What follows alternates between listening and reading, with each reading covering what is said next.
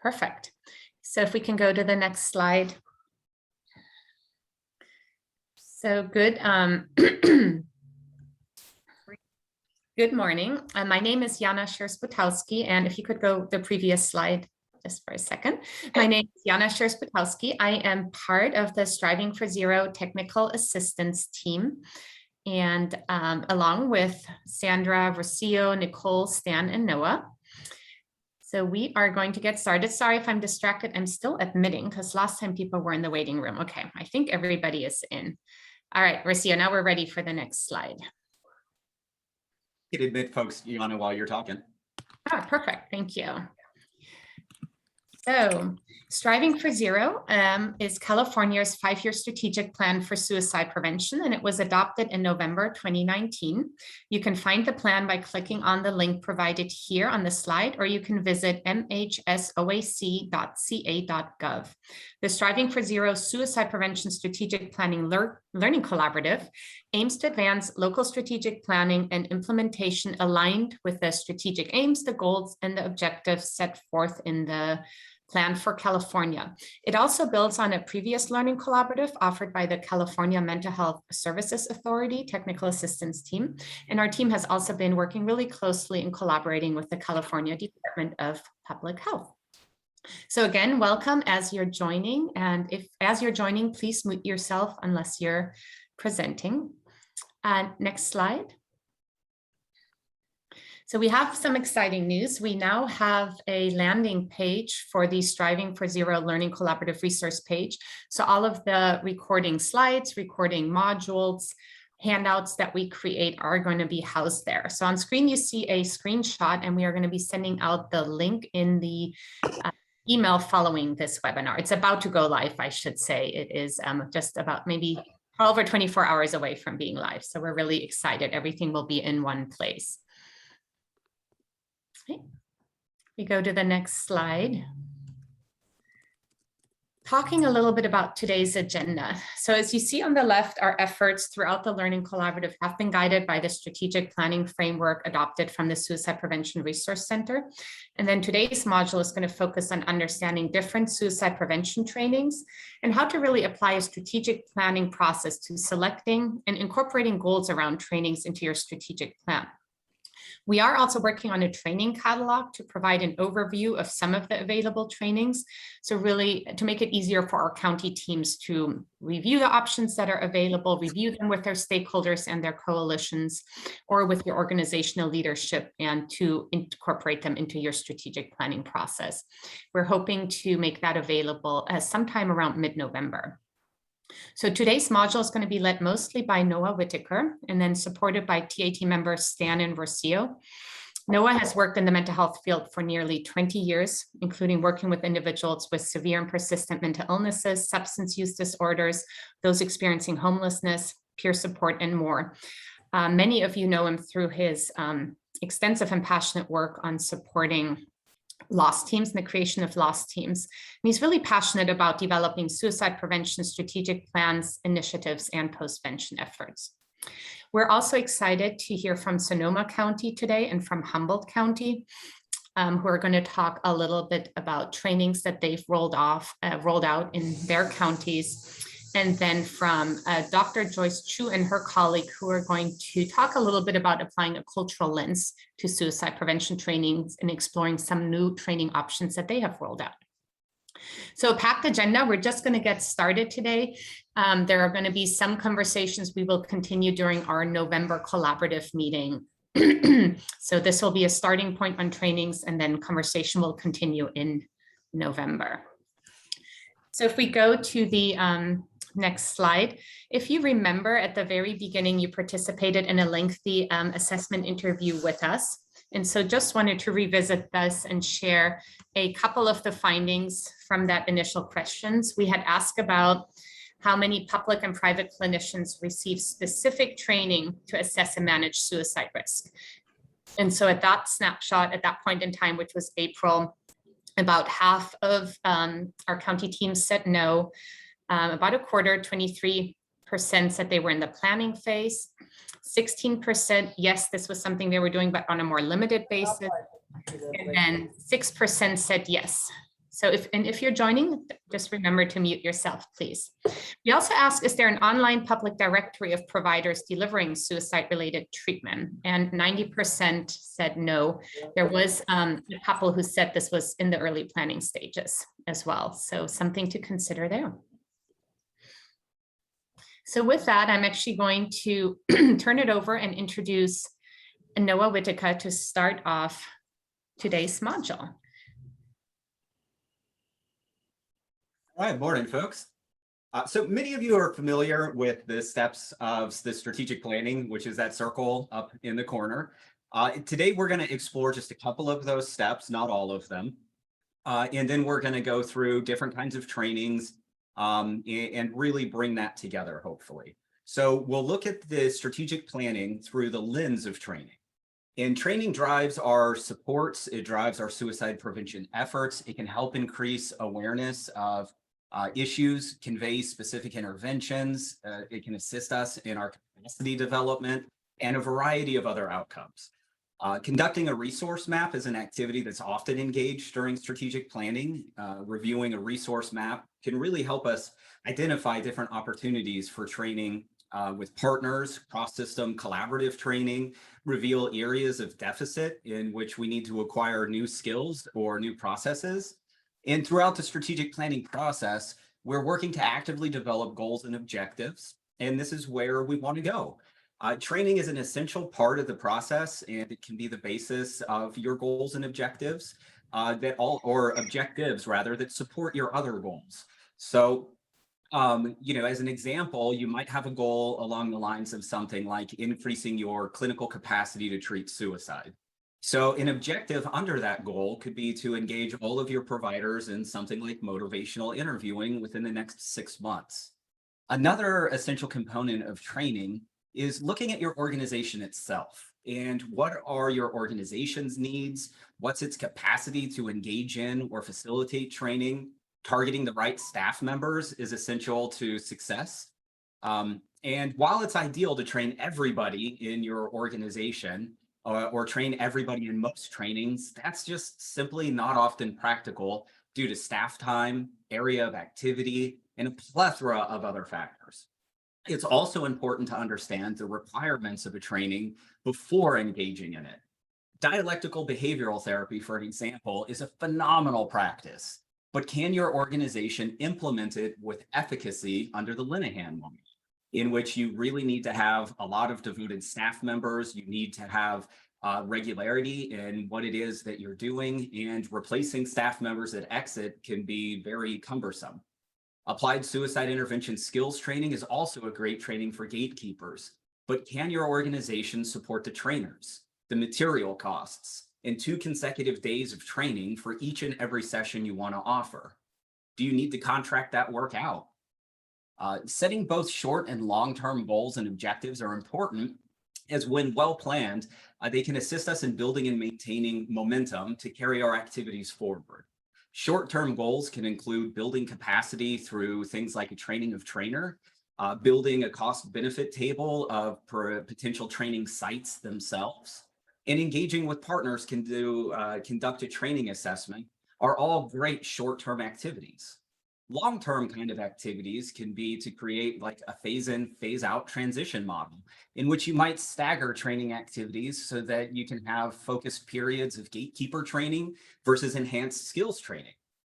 You can look at building community capacity to continue training, work through different sectors, or work through a series of trainings, such as beginning with a simple gatekeeper training like Question, Persuade, Refer, or QPR.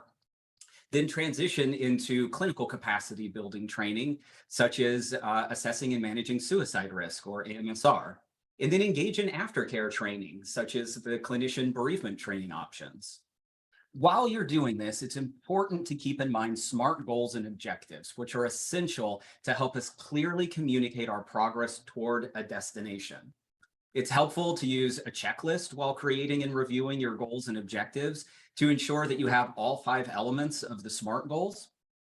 And it's perfectly acceptable to create stretch goals to push the boundaries of achievable and realistic, but do so with reason and by choice. Volume versus percentage is another area to really consider when forming these goals. In practice, communicating scale and impact effectively when combined, it's often good to utilize both whenever possible. Volume creates a specific measure that's easy to monitor and easy to report. A percentage, though, provides context and helps understand the breadth of the activity. So, for example, training 100 primary school educators might not really be significant in a large urban community, but it could account for all educators in a rural. So providing both a percentage helps to provide that. Just real quick, if everybody could remember to mute yourself, please. Thank you. Go ahead, Noah. If we're getting rock music in the background, it's going to flag us for copyright issues. So that one in particular, watch out for. But providing both numbers and percentages, it really provides that excellent context. So when you're looking at your SMART goals, when you can do both, please try to include both. All right, next slide, please. Next, we're going to take a look at approaching training with purpose, and that's vital to our success. If our strategic planning efforts help us to determine our future destination, then training really helps explain how we get there. What do you intend to occur as the result of your training activity? What's your value proposition as to why people should even take the training? Do you want to increase detection of risk? Do you want others to navigate a system with specific access points and interventions? Do you want to increase the tools available for your clinicians or frontline workers to utilize, or even general community members? Understanding your intent helps to contribute to the decision about what to train on and what not to train on. Training cannot occur without the allocation of resources. It's important to consider a variety of factors such as trainer attrition, ease of access, time commitment, and one of my favorites, space. Don't just settle on easy. For example, you might have a training center that your employees access, and now you want to use it for training other organizations or community members. But is your training facility itself easy to access? Does it have good parking? How close is it to amenities like restaurants? How expensive is the use of the space? Does the training space itself provide any unique advantages? Does it have a waterfall? Does it have an outside area? Instantly in my mind, in the community of Sanger near Fresno, they have a VA building that has a gorgeous atrium. It's a beautiful building. So that's an advantage of using that space. Perhaps it's out of cell and internet range where you're training. And that can actually be a boon if you want folks cut off and focused on what you're providing. The first few years that in Tulare County we offered Assist, we hosted it in a location that had decent parking. We catered the trainings, and we hosted it at a facility that was normally open to the public, and it had a coffee shop. This helped us to attract additional people who were interested in being training, who were just there to get a snack or a cup of coffee. We almost always had a wait list and had extremely high registration to completion ratios. Since we stopped doing that, our ratios of those that register to complete really dropped significantly in comparison. When determining your short and long-term goals, it can be important to consider if a training of trainers is the right way to go, or if you have other alternatives, such as contracting with existing trainers in your region for ongoing training. Or maybe you can use community members, get them trained up and contract with them. That's been a really popular model in our community. As with all of the work in the suicide prevention field, training can bring with it some unique challenges and barriers. Assist is a solid training, but 2 consecutive days can be a lot to ask for people to commit to and constrain staffing in some organizations. This can lead to difficulty reaching targets. Material fees, trainer costs, facilities, and other supportive expenses can outstrip funding if not planned and monitored. We can also see the success or failure of a training based upon political issues. Keeping a situational awareness of your training environment is important. Your training plan should flow like a logic model. Now, although I'm not suggesting you should build a logic model for your training, you might find doing so to be beneficial. It helps you to examine what your inputs are, what your resources are, the desired change process, your intended outcomes, and measure against those variables. This can be very helpful for your next step. Next slide, please. If we build good goals and objectives, have examined elements like training expense, support, and strategy, then this step in the process becomes significantly easier. One of my favorite college professors would often quote, "Garbage in, garbage out." It was a statistics class. If you invest time and resources into your training plan up until this point, then implementing, evaluating, and improving aren't daunting tasks at all. SMART goals and objectives facilitate easy selection of measures, identification of missed benchmarks, and areas for improvement. We should review on a routine basis with our trainers what they feel worked best in their training sessions and where they feel enhancements can be made. Having a training evaluation as a routine part of our training activity can aid you with this. If you have similar elements across your training portfolio, it can also aid you in a relative comparison between training options, and you can learn from what went well in one training and implement in others. As an example, we run a routine survey as part of our training activities for pre and post, and we were looking at measures of stigma and looking at it across mental health first aid, assist, and a few other trainings. And this let us see if our trainings had an impact that, although it wasn't the focus of the training, because the focus of those trainings are enhancing skills to recognize mental health conditions and intervene for suicide, we still were able to demonstrate that these trainings had an impact on our audience's stigma values. Sunk costs are also important to keep in mind. A sunk cost is when you make an investment and the investment kind of goes bad. Sometimes people continue to pour investment into it rather than walk away from it and label it as a sunk cost. You may have invested a lot of resources in a training like Assist, but if it isn't having the intended outcome, the impact and goal attainment, then you should consider eliminating the training. This can be a challenging decision if a lot of resources were devoted, but continuing a bad practice will have far more negative costs than your investment loss upfront to that point. And evaluation is the path to improvement. And this becomes the feeder into the cycle once again. Continuous improvement can be an odd concept in many governmental entities, but it's a mandatory part of most successful business approaches. Consider engaging in system improvement training, such as Lean Six Sigma, which, for example, is widely practiced in Kern County through the leadership of their CAO's office. This is a mindset that can almost always improve our processes, help them be more effective, and be the best stewards of our funding that we can be. These are all important elements of strategic training. Next slide.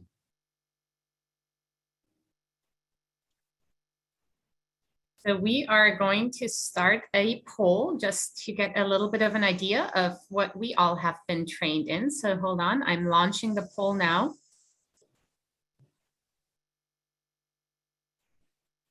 Can everybody see the poll? Yep, it's working. You're actually answering. Perfect. Great, looking in. We'll share the results in just a second, but it sounds like Assist is the, okay, here we go. I'm going to share the results.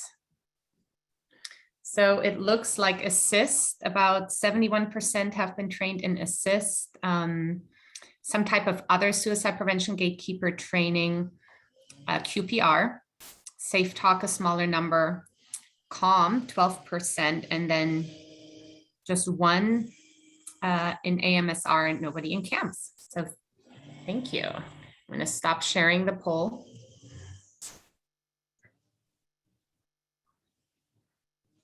And Noah, back to you. Yeah, that short poll alone says folks are doing an excellent job with gatekeeper trainings. But what happens when somebody gets through the gate? Next slide, please. So now we're going to take a look briefly at a couple of theoretical frameworks. Next slide. Throughout the Learning Collaborative, we've aligned with several theoretical frameworks.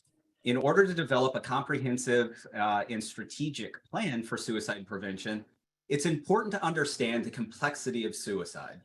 The suicidal crisis path model helps to conceptualize an individual's experience.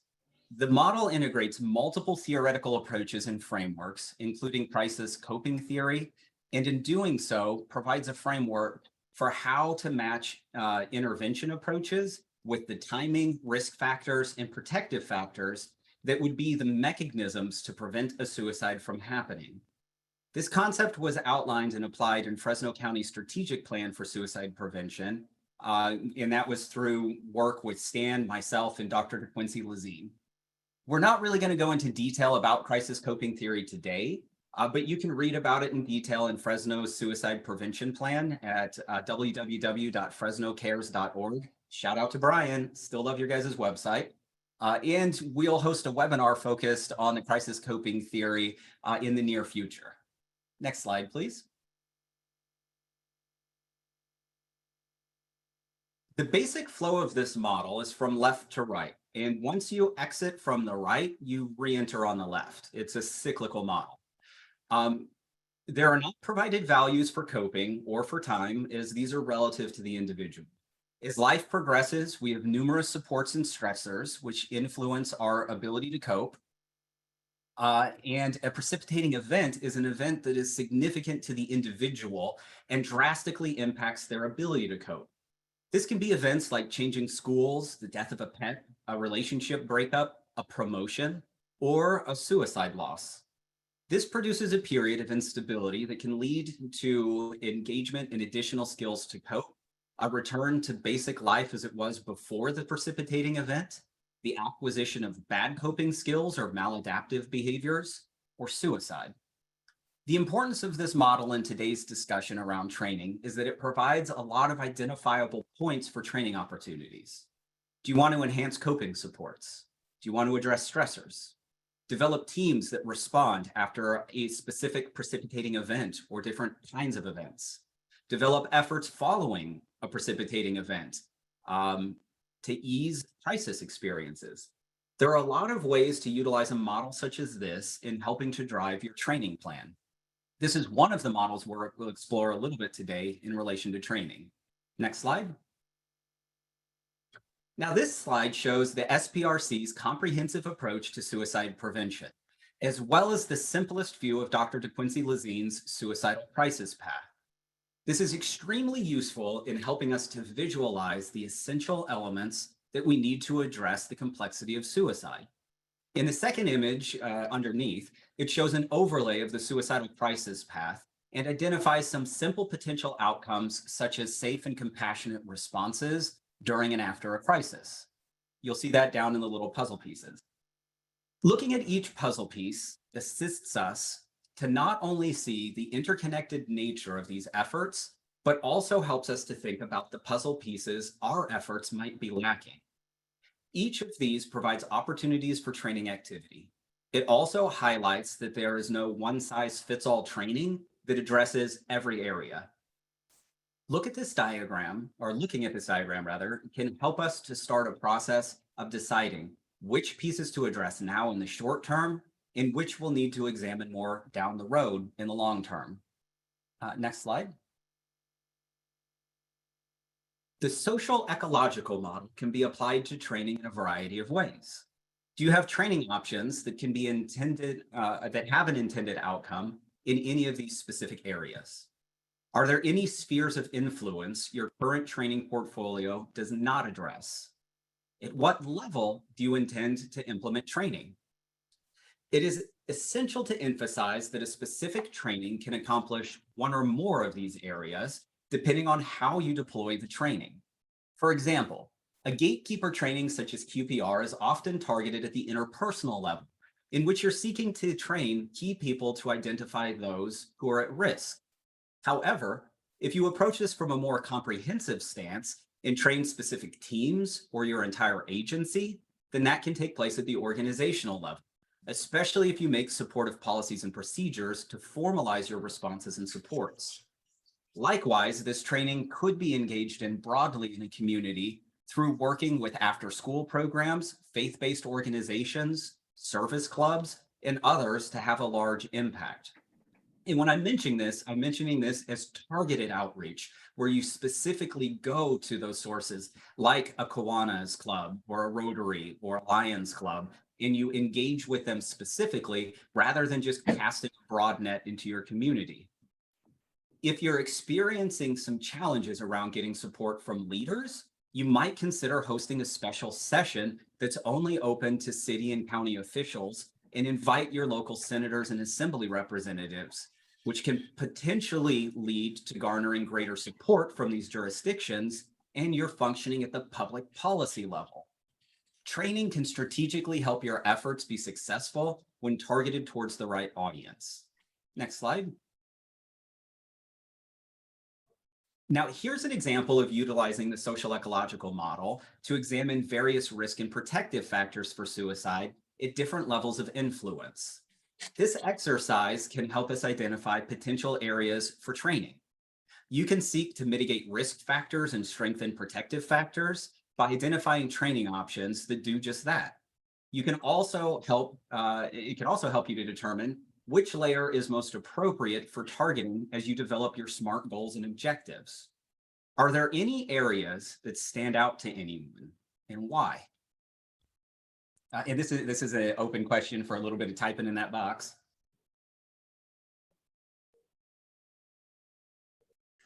Noah, can you repeat the question one more time?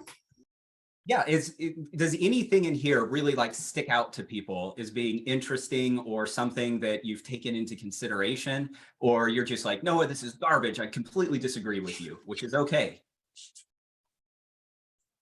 We have used our QPR with like a hospice group, you know, government, different organizations, and it's been really, really well received. There you go. So that could be impacting the community level. It could be impacting the organizational level. Could be doing both.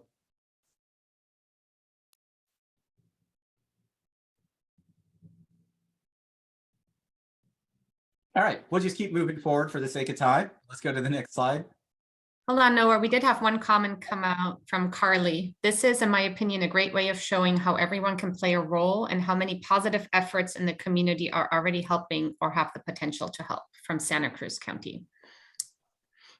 Yeah, I agree completely. As I recall, in Santa Cruz, they have like a knitting group as well through one of their peer-driven efforts. And that group in and of itself creates community connectedness and can help to mitigate suicide risk. So although that group wasn't started specifically to start suicide, it can be part of your efforts and you can add that into your plan and look for opportunities to support activities like that.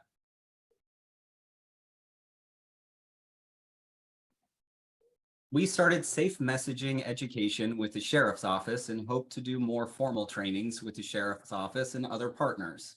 This is probably the organizational level. Yeah, I would agree so. And you're doing training at the organizational level that has a potential to impact your community more broadly by changing officer relations. So that's excellent.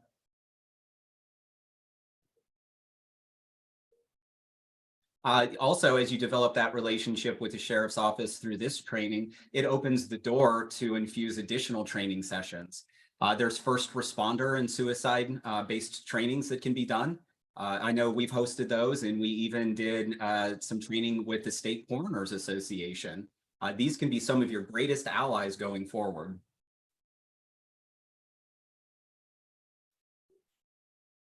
All right, let's go ahead and hop into the next slide. Now, an example of a bunch of theoretical frameworks combined is here in this slide. A diagram like this, although admittedly crowded, helps us to explore a vast array of potential training opportunities and targets.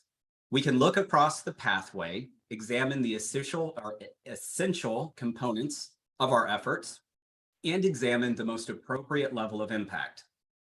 Tools can be combined, such as this on the slide, to help us flesh out a training plan.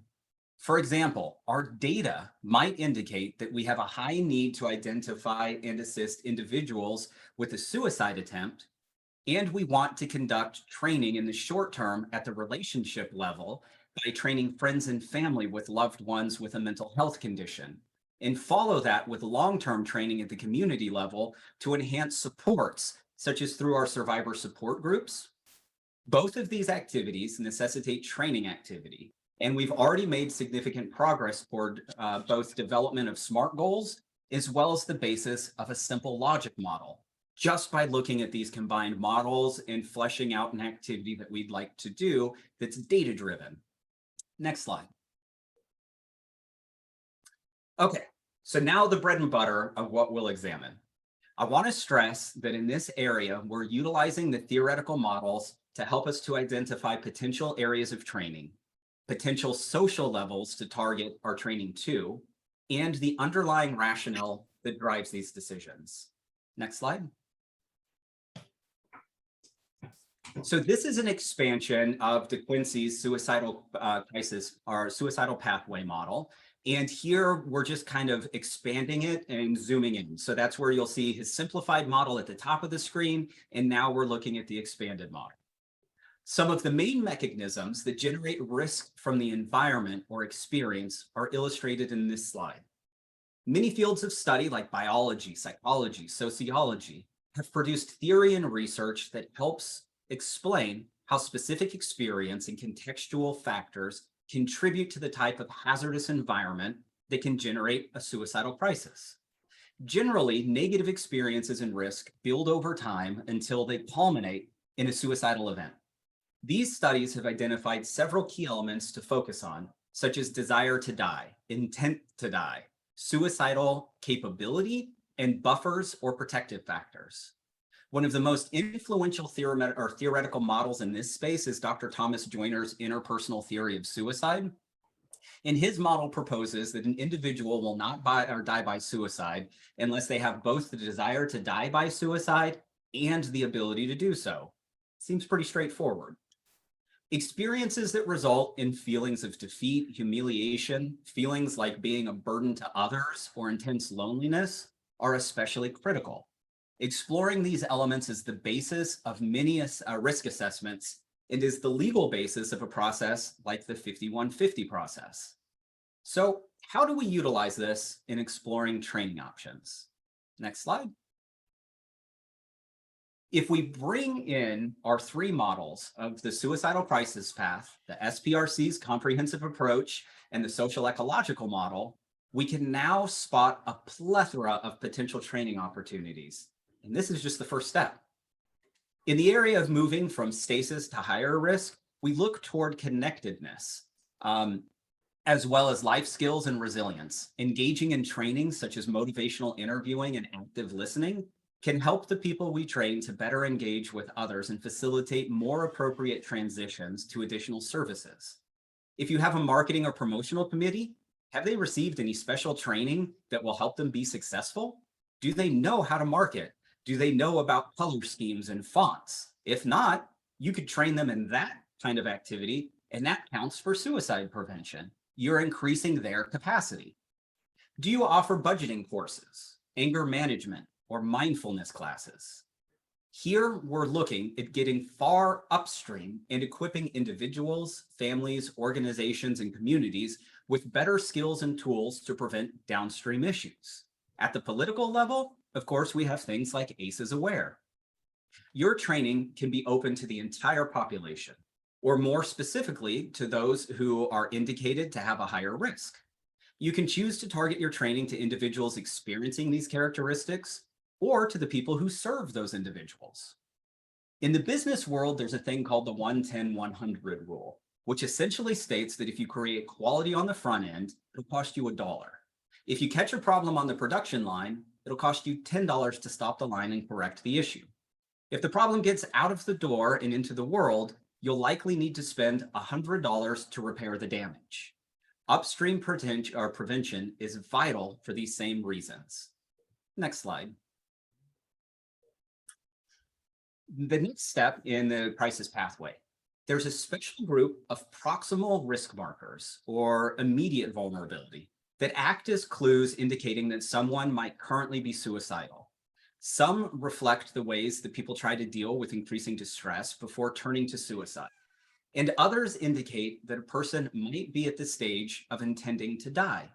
These hints that might be displayed by individuals are often referred to as warning signs. Most people display common warning signs such as is path warm, ideation, substance use, purposelessness, anxiety, feeling trapped, feeling hopeless, withdrawal, anger, recklessness, and mood changes. And those taught through gatekeeper training, such as QPR, ASSIST, and others like mental health first aid and ALGE. Next slide. In this next area, we are examining problems that have developed and how to respond to them.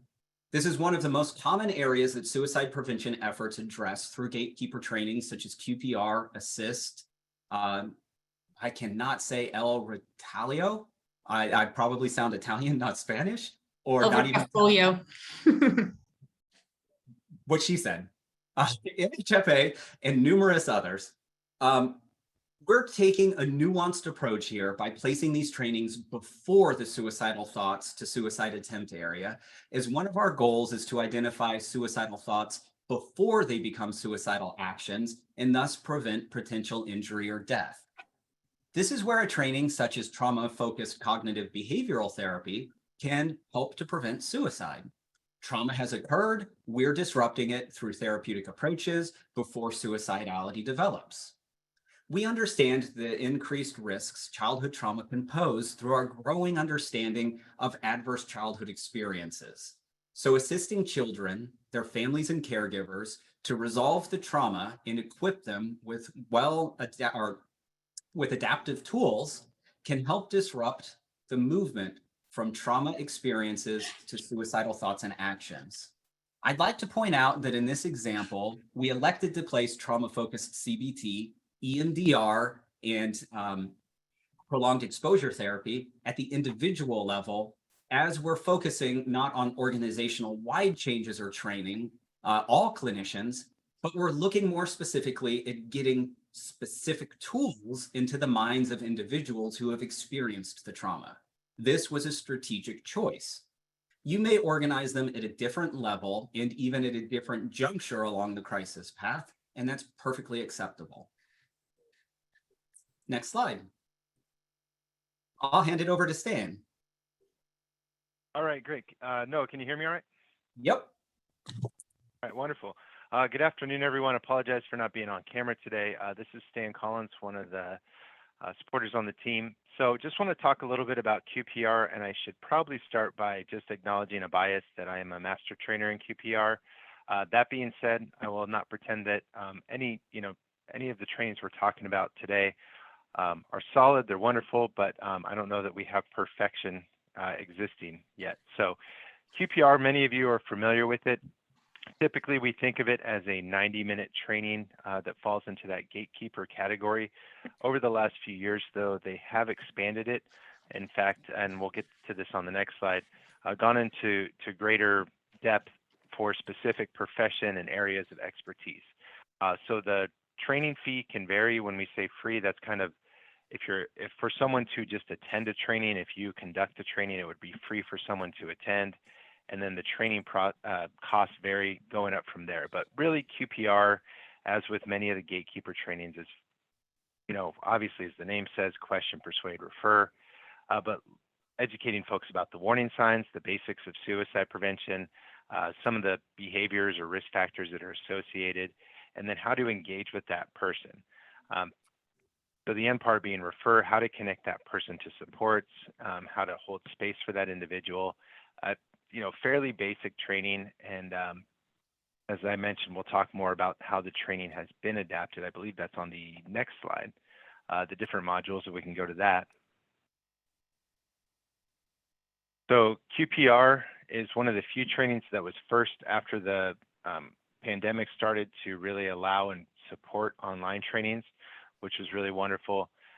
You can also attend an online gatekeeper training to become certified.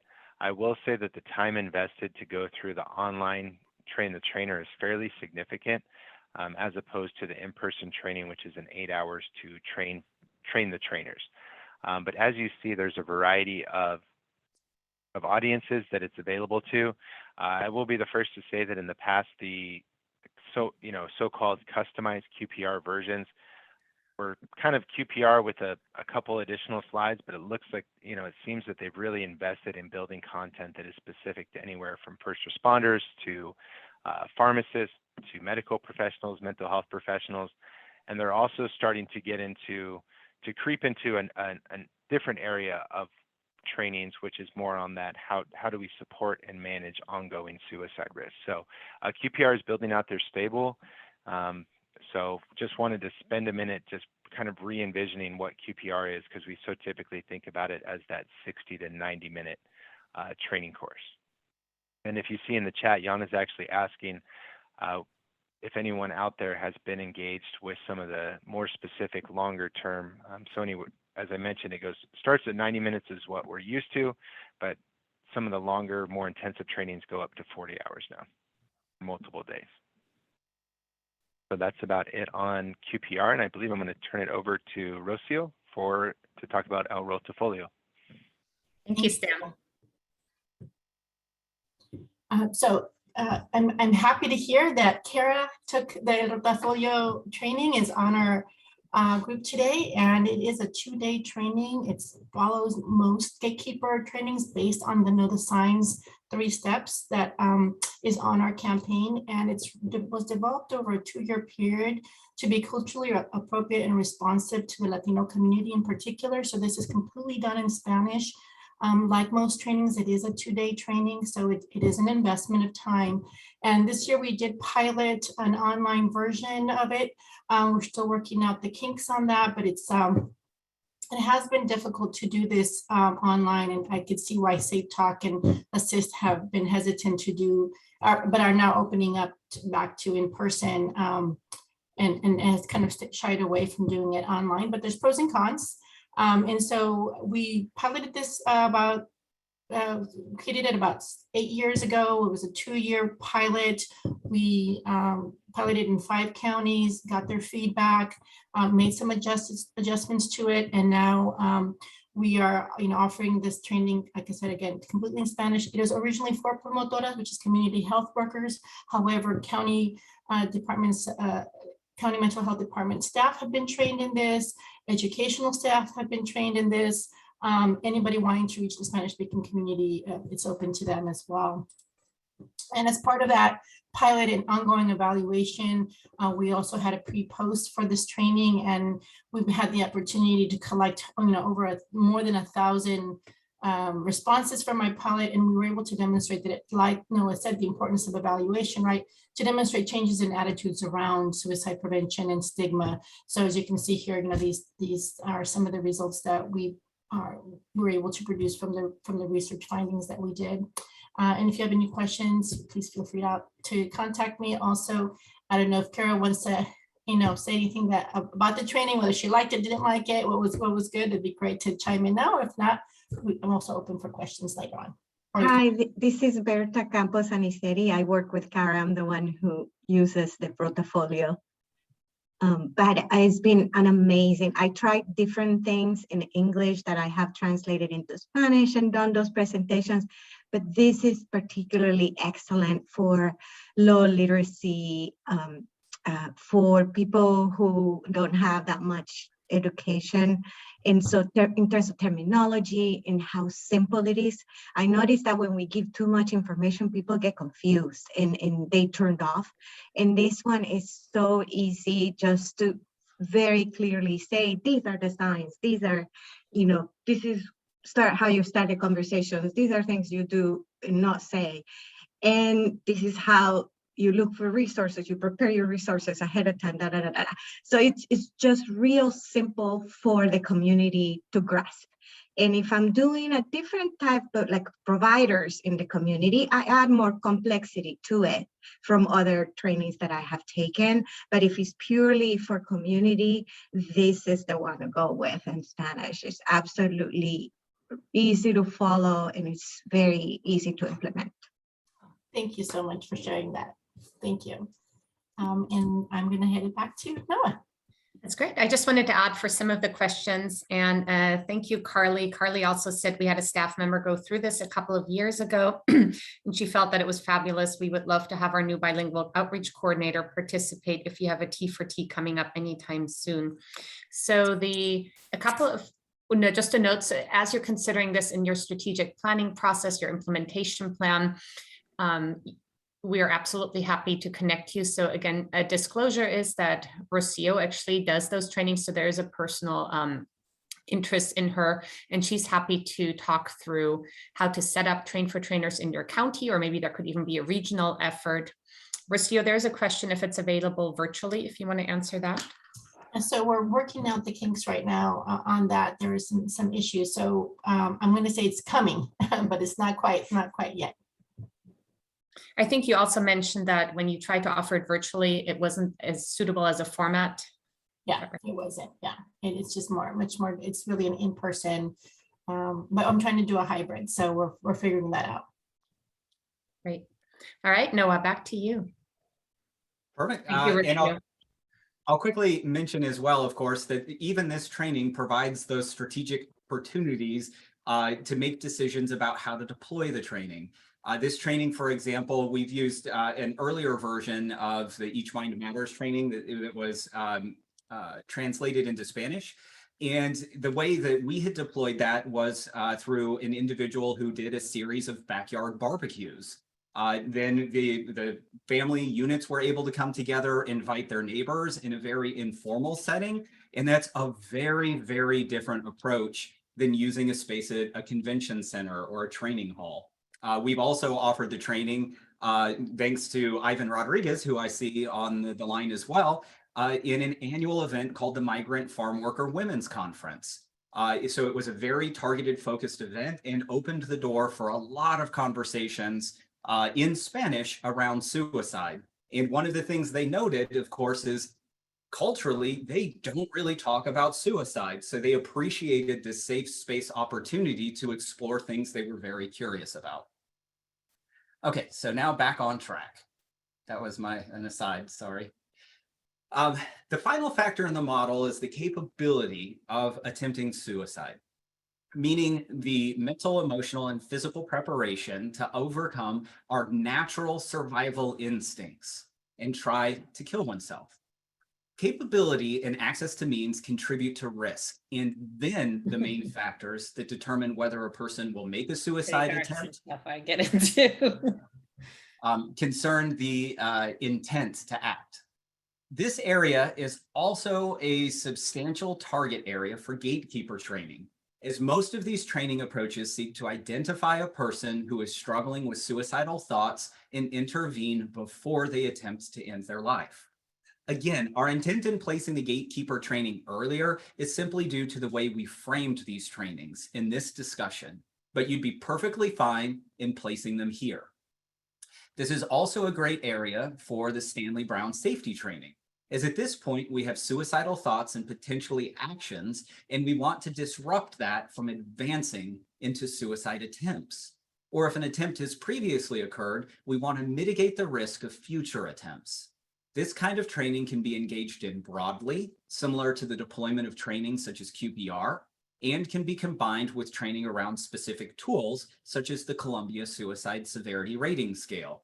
In Fresno County, Stan and I provided CSSRS training along with safety training to more than 200 people over 2 days. And it was a train the trainer model to where then they were able to go out to their organizations and train their organizations in CSSRS and safety. Next slide.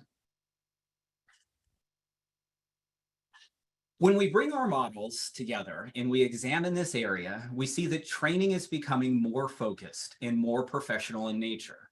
There are still training options available on a broad scale. However, even then, we're still mainly examining subpopulations such as gun store owners, pharmacies, prescription take-back programs, and similar targeted activities.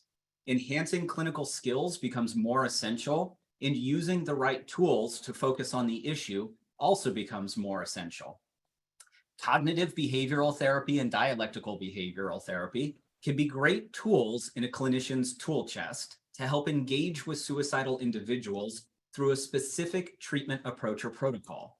These tools can be utilized beyond individuals who are struggling with suicide, but can also become more focused, as we'll see in a few slides.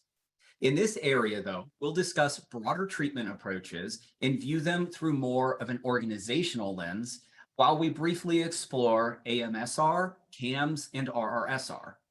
One early recommendation, though, is to have one or more of your clinicians attend all of these trainings, all three, and have them decide which one makes the most sense for your organization. Have one of your own decide. The differences between these trainings can be somewhat nuanced, but there are significant differences to take into account, and you want to get the training that best fits your organizational structure and culture. Next slide. So AMSR, this is one of the main training options available through the Zero Suicide Institute. It now offers 5 distinct but related training options, which include AMSR outpatient, AMSR direct care outpatient, AMSR inpatient, AMSR direct care inpatient, and AMSR substance use disorder. These training options focus on enhancing competencies in suicide risk identification, assessment, and management competencies.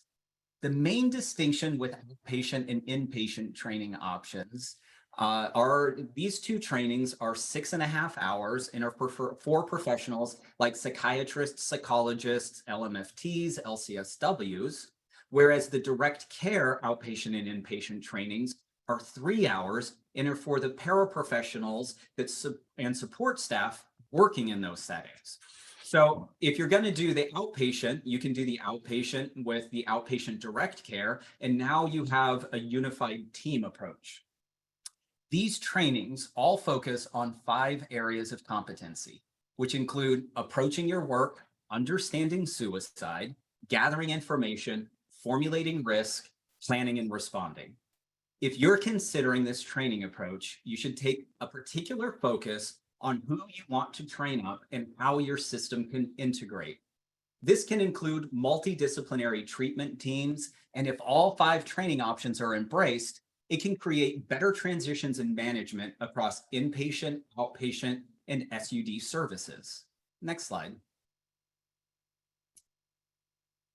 CAMS, or the Collaborative Assessment and Management of Suicidality, is a little bit different. This one's a little closer to cognitive behavioral therapy for suicide prevention, as well as treatment approaches like CBT and DBT. It is a clinical philosophy of care and a therapeutic approach to build a trusting relationship between a clinician and the individual who's suicidal. It utilizes specific assessments in an interactive process to help facilitate the patient's development of their own treatment plan. This can be best understood as a tool, like I mentioned, like DBT or CBT for suicide prevention, where clinicians can become individually competent, or you can bring this tool forward in a systemic approach in which all or most of your clinicians become trained. Next slide, please. Recognizing and responding to suicide risk was developed through the American Association of Suicidology.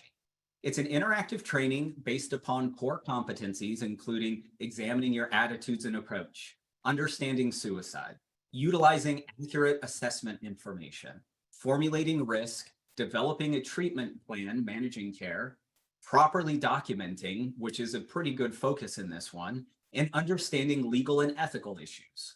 This training can equip your clinicians with a lot of information. RRSR also has variations like AMSR does. It has the essential skills for clinicians, which is the broadest training, skills in primary care providers of youth and adults, correctional facility clinicians, colleges and universities, and emergency departments. As with AMSR, it might be best to approach consideration of this training through a systems lens to create greater consistency across your partners. The T for T model can also be utilized to realize an overall cost savings of 50% or higher. An example breakdown of a cost structure in a 50-person essential skills training would run somewhere in the vicinity of around $13,000 to $14,000. That's just below $2,000 as an event cost, $90 for participants, which includes the materials, the actual shipping material fees themselves, a $3,500 trainer fee, trainer traveling and lodging, a 23% indirect cost, and they offer CEs at no additional cost or CMEs for an extra charge. Those are all important elements to keep in mind. Next slide, please.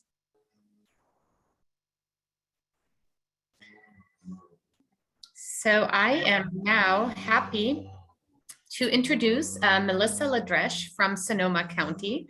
Melissa is Sonoma County's Mental Health Services Act Coordinator, formerly Workforce Education and Training Coordinator, and the North Bay Suicide Prevention Project Coordinator. She is also the Zero Suicide Educational Development Center certified in assessing and managing suicide risk leader. She's part of the QPR Institute, and she's a QPR master trainer, gatekeeper instructor. Wow, that is a lot, Melissa. And we are so happy to have you join us and share a little bit about how you've implemented trainings in Sonoma County. Thank you, Yana. Let's see, do you want the next slide, Rocio? Thank you. So back in 2015, there were trainings available for assessing and managing suicide risk, which I say AMSR is often how we say it. And so Sonoma County took advantage of that. They sent 5 people to that training. I happened to be there in a previous role before I came to the county. So there were 6 of us trained initially, and the training was free, which was amazing. And it took quite a bit of preparation before we were able to actually do the training. So we all worked together to roll out the trainings, and we conducted 4 trainings that year. And we really worked to get key managers and key staff to see what their thoughts were about the training, and to kind of get momentum and staff buy-in into this training. And there was a lot of positive response to it. Then in 2016, Susan Castillo, who I think is on the call, she was our section manager, and she was really a champion.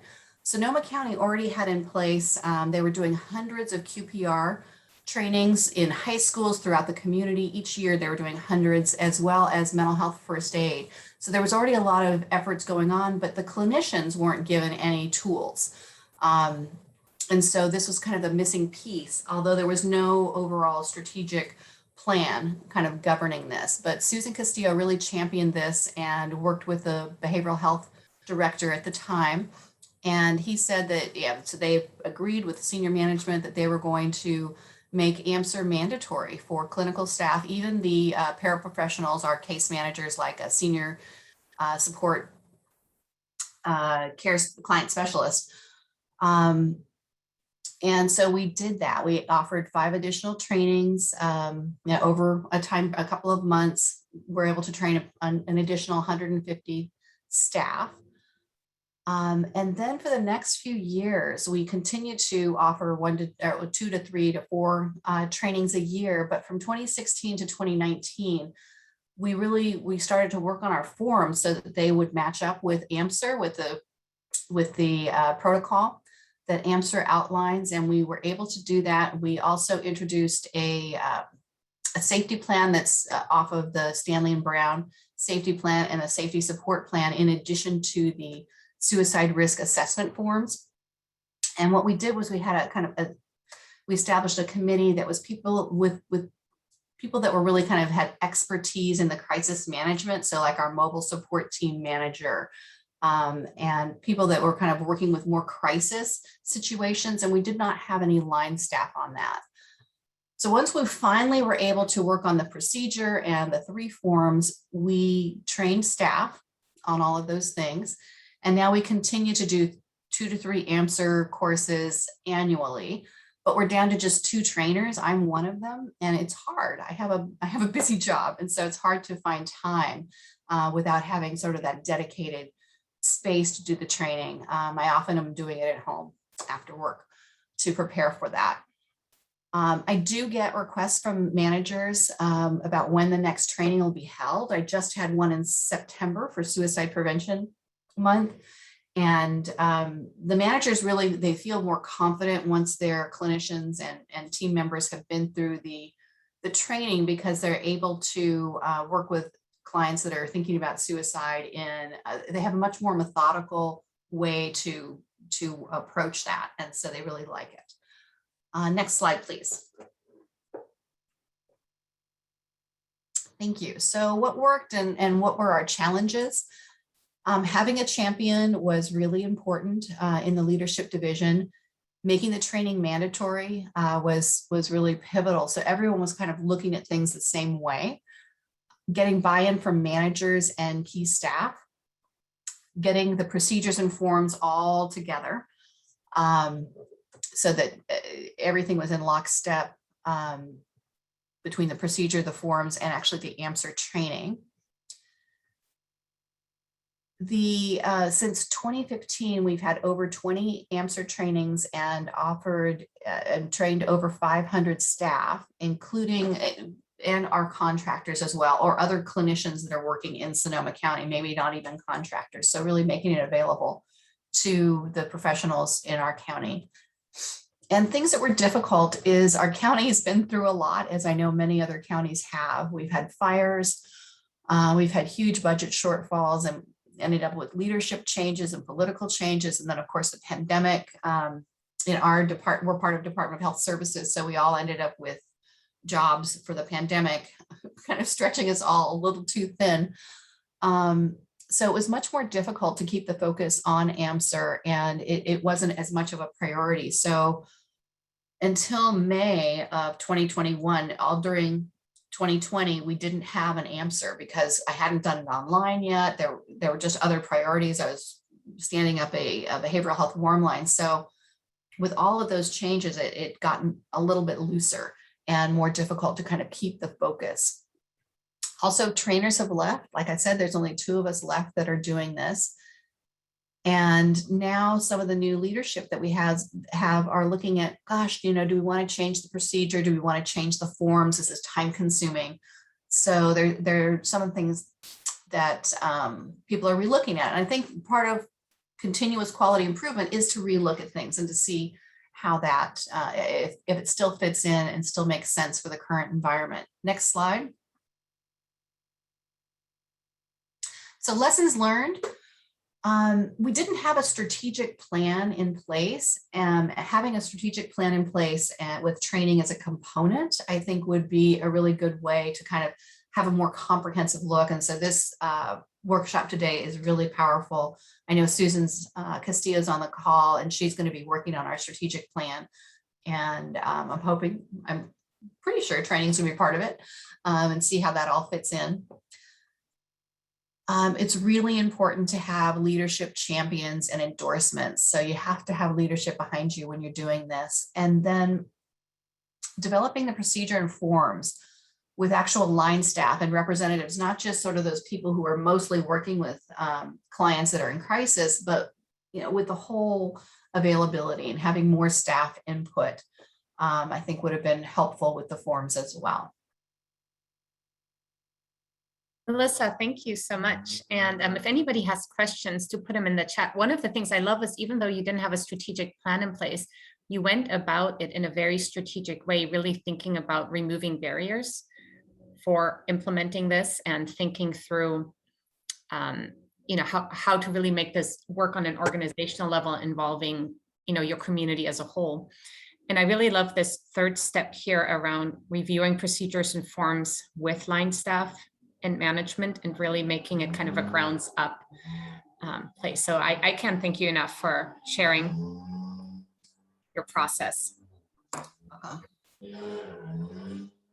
So if anybody has questions for Melissa, put them in the chat, or also save them for the collaborative meeting or for an email. We can facilitate introductions. But again, thank you so much. Noah, I think it's back to you. Actually, before you start, if everybody could take a second, I know most of us are not showing our our beautiful faces, but just also take a moment right now to stretch. I will turn my video back on just for a second, just a second. We've covered a lot of grounds. This is a great opportunity to just get up once, take one stretch, one big breath, get the blood flowing. All right, thank you. Good, Rocio, yes. Stretch your neck. All right, okay, Noah, back to you. Right. Yana's stretches help get us invigorated, and my presentation helps get rid of insomnia. So good times. So here we're looking at that next step in the crisis pathway, suicide attempt to suicide. The suicidal path continues by specifying two key factors that determine if a suicide attempt will be fatal. This is basically the last window for an intervention. One aspect to consider is the lethality of the attempt, or how likely is it that death would occur if no interventions happen. It's important to note that planned suicides tend to fixate upon a specific means, whereas impulsive suicides may use any available means of injury. Planned suicides tend to use more highly lethal means. Fatality is the amount of time it takes to die. Ingestion of poisons tends to act more slowly than a gunshot. The amount of time determines the window available to intervene and divert death. This means that both response time and the effectiveness and availability of medical care are the most critical elements at this stage. Next slide. So in this area, we're examining actions such as immediate and time-critical interventions, the care and treatment of individuals who have attempted suicide, and attempting to disrupt the flow from previous attempts to completion, or even the lethality of an attempt to increase opportunities for life-saving measures. Therapeutic approaches can include tools such as cognitive behavioral therapy for suicide prevention, and dialectical behavioral therapy, which can be highly intensive, especially if are implemented with full efficacy. It's also important to note in this area that we have the presence of family and peer supports, such as through NAMI's Family to Family and suicide attempt survivor peer support groups. Now, I'll mention that Family to Family isn't really designed for assisting families of individuals who have attempted suicide, but it can be a crucial referral opportunity into this training, as many families will have a greater awareness for the importance of mental health care, and they need a place to start.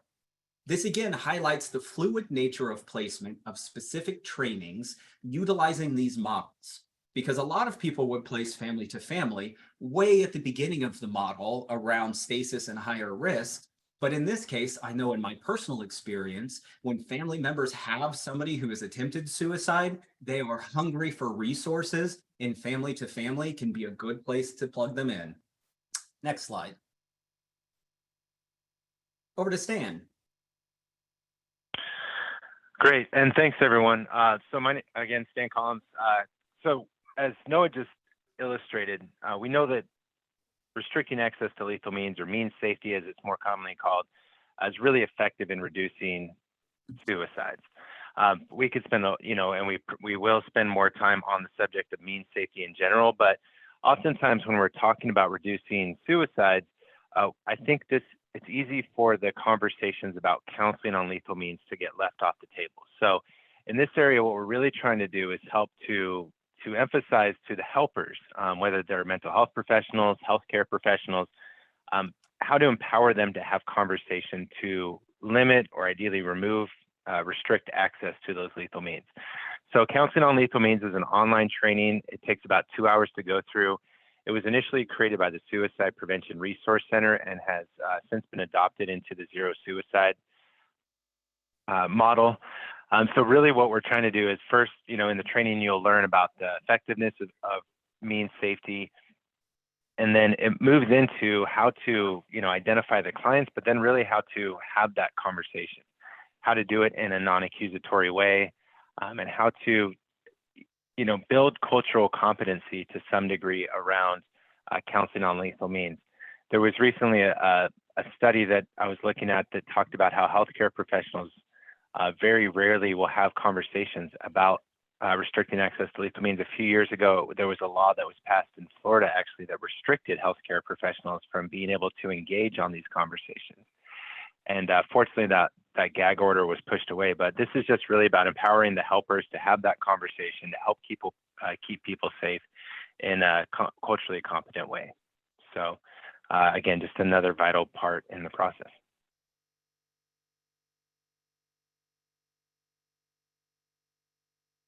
Now, the question that's in chat, is that specific to CALM, or could you flesh that question out just a little bit as your question about where to find?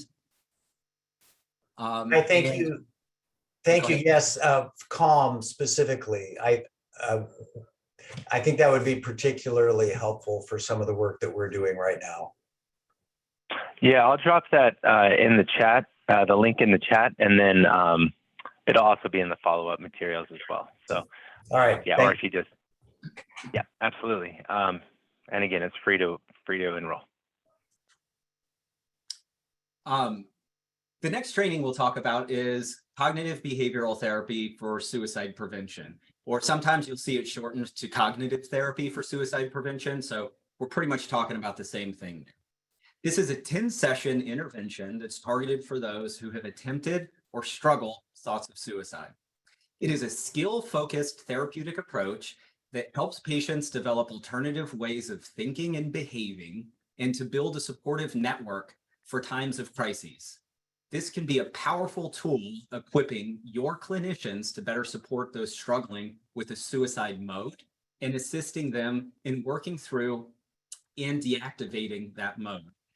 Cognitive behavioral therapy for suicide prevention can be engaged in separately, or you can first go through more extensive training on CBT and then add this in as sort of a special additional skill set. Next slide.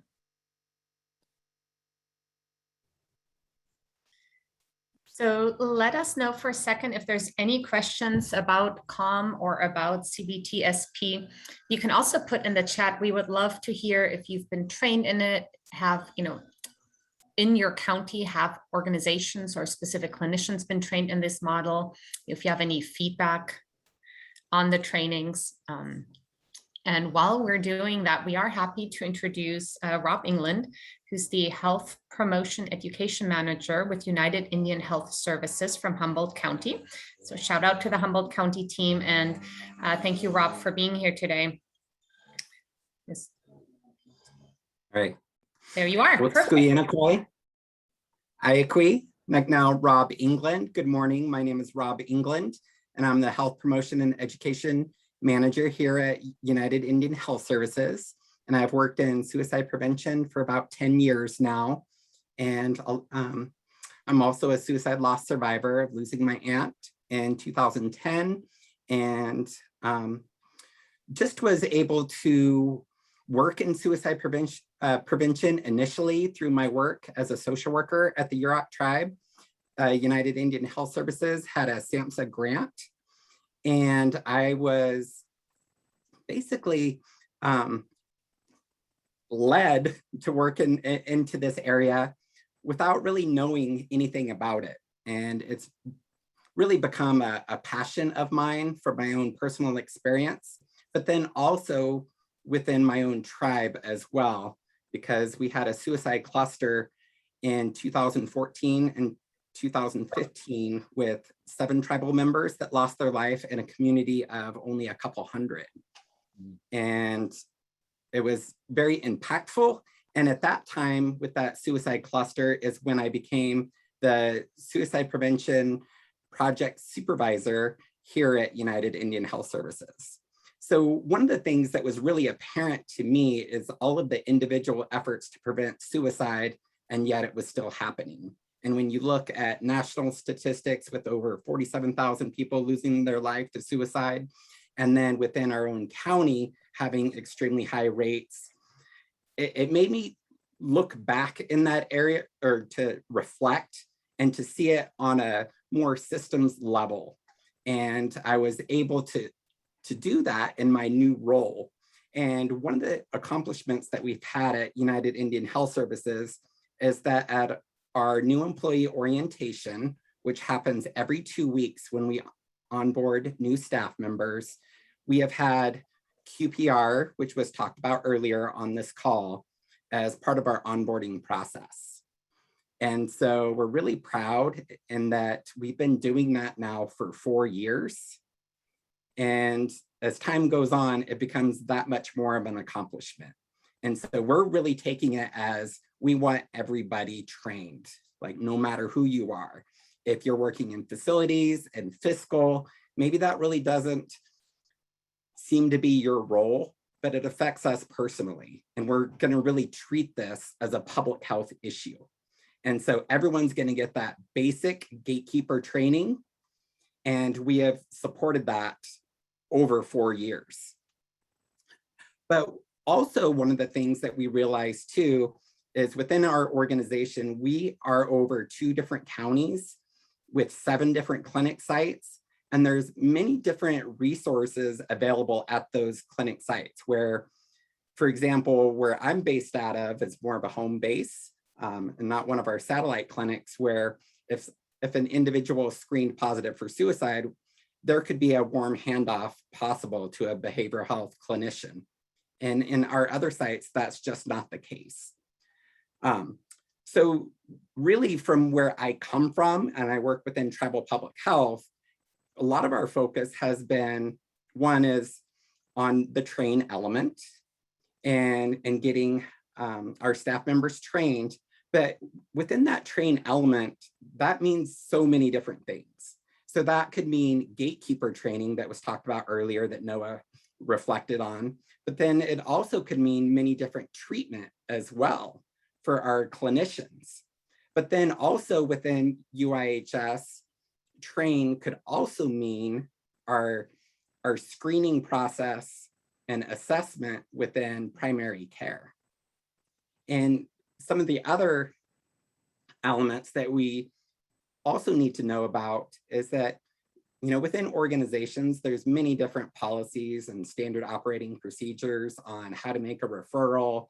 And, you know, are we doing that correctly? Or do we know all those processes? So really knowing our workflows and assessing our workflows. So when those situations happen, that we could get our clients into the appropriate resource. So I've really looked and utilized the Zero Suicide framework heavily. So you could go to zerosuicide.edc.org.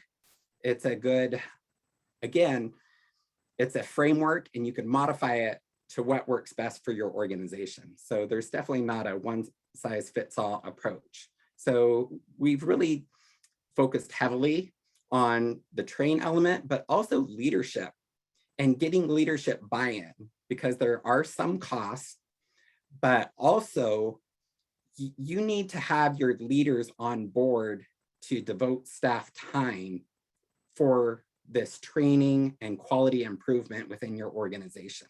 And if you don't have their support, it's just not going to happen. So us worker bees that see this as an issue, you really need to have that support. So one of the things that I know that Melissa said that earlier on this call. And so one of the things that I did just on an individual basis is that we have quarterly meetings within our organization. And I was constantly signing up to do a 10-minute presentation on suicide prevention. And so I was really drilling at home about how much of an issue this is within our nation, within our community, within our tribal community, and letting it be known. And I kind of got a reputation of always signing up, and people kind of joked with me, but I think that was a good thing. Just to have it always be apparent that it is a major issue within our community. Some of the other things that we had done is to do the organizational self-study. Again, pulled this from the Zero Suicide website and sat with our behavioral health director, our tribal public health director, someone from medical, and as a project supervisor ourselves. And sometimes we don't know what we don't know. And once you see what really our best practices are for suicide care, you realize how much more is possible out there. And so we've done that multiple times. I can't even recollect off the top of my head of how many times we've done that, but things that we've also done is a workforce survey for our organization. And again, we pulled this off the Zero Suicide website. And I got permission from our leaders. And I really relished that opportunity because, you know, if you look at some things, you may think that those statistics may not apply to you. But once you have your own data, everything changes. So some of the data that's out there, you know, is with clinicians, where it's roughly about 40% of clinicians say that they don't have the training or the confidence to work with someone that's at risk of suicide, right? And so, of course, I think when you look at our leaders, they think, well, our clinicians don't think that way or don't believe that way. But when you survey your own workforce that and have your own data, then everything changes. And so when we did that for the first time, we've done that for 3 years now, and we're getting ready to do that again in the coming weeks, is that one of the questions on there is, within your organization, is there a standard when it comes to suicide care? And we had a lot of people that marked yes. And we said, well, what are some, you know, what is that standard? And they couldn't answer that. And it's because we didn't have one, really. And so not surprised by that answer, but then armed with that data, we could take that back to our organization. So those are some of the things, and that's really guided as far as what we want as far as our training for our workforce.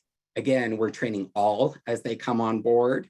Our previous behavioral health director had everyone, all the staff members go through ASSIST, and that behavioral health director has left. And so we don't really have that embedded within our organization, and ASSIST really hasn't happened due to COVID.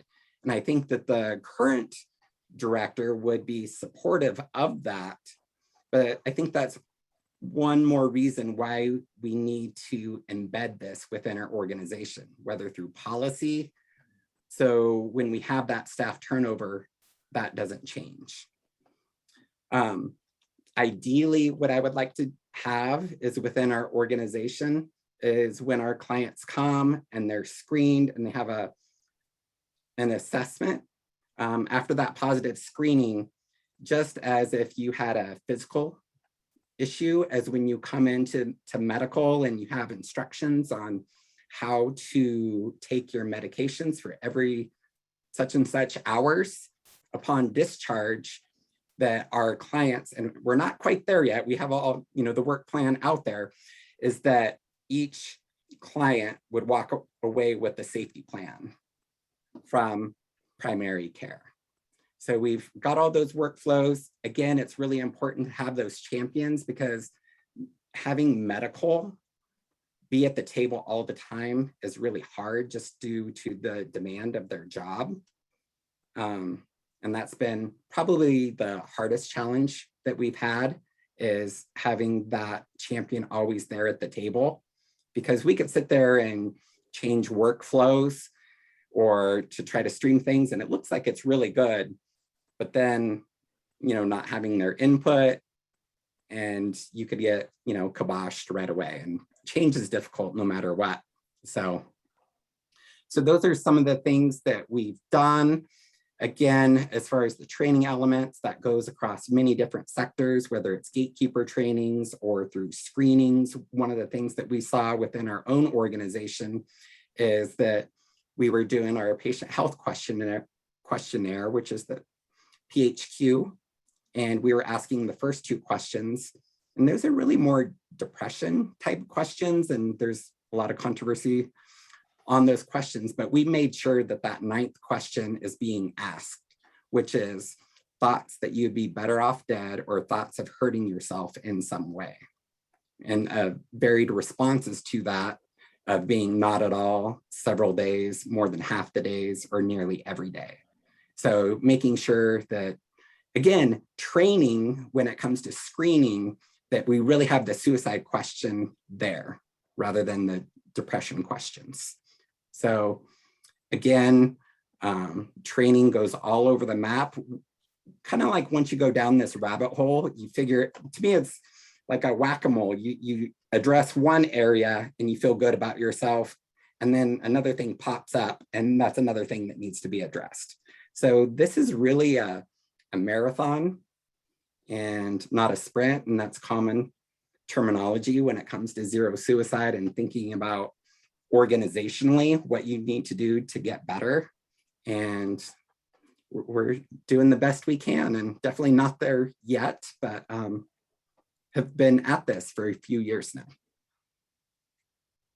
I love how many gold nuggets there are in the information that you shared.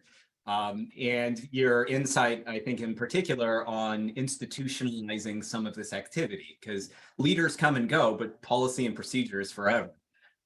So by implementing that at the procedural level and getting that in documentation, it can help you weather those changes in leadership and what they'd like to focus on and things like that, because they'll have to undo policy in order to unwind those activities from your suicide prevention efforts.